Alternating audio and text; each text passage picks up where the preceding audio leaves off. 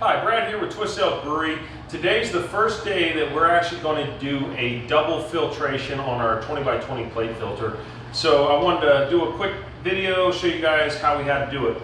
So basically, to start with, we have to reverse the plug and the tri-clamp here. So these just thread on, so we basically just reverse those.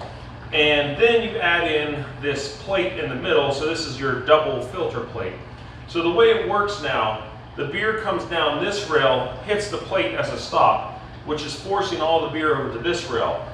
Now, that's your first stage of the filtration. Then it's going to direct it over onto this rail and filter across back into this rail, and this is the exit. And what we did is we maxed out these filter pads. We bought some extra filter plates, and so we could get as much as we can. Because we are, because we're double filtering, we're actually using less pads, and we were concerned about that. I did load heavy on the sterile pads. So most of the documentation I kind of read was, you go 50-50, but I felt like the sterile pads that we want to do for our seltzer was going to clog easier, so I went heavy on those. We did a total of 21 sterile pads, and then we did 16 5 to 7 micron pads to start with. So we're thinking that that's going to capture the heavy bulk of the yeast, then we'll sterile filter it over. So we're going to go ahead and kick this off, and we'll see how the process goes, if we're successful or if they clog the pads.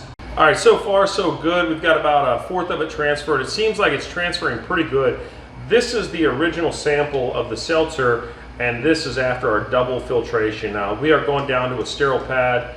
As you can see, it's crystal clear and quite a big difference from the other one. You can actually take a look here in the sight glass, even see the cloudiness in there, as opposed to the sight glass over on the other tank, where it's looking nice and crystal clear. Everything seemed to go really smooth. It took about an hour to do this double filtration, and overall it worked really well. You can actually see on the top here, this started to foam here. At the end, we were getting a little bit more leakage out of here, but these sterile pads at the end, we load them up a little heavier, seem to take it really good. So if anything, I'm thinking we might adjust back and add some more 5 to 7 micron pads next time.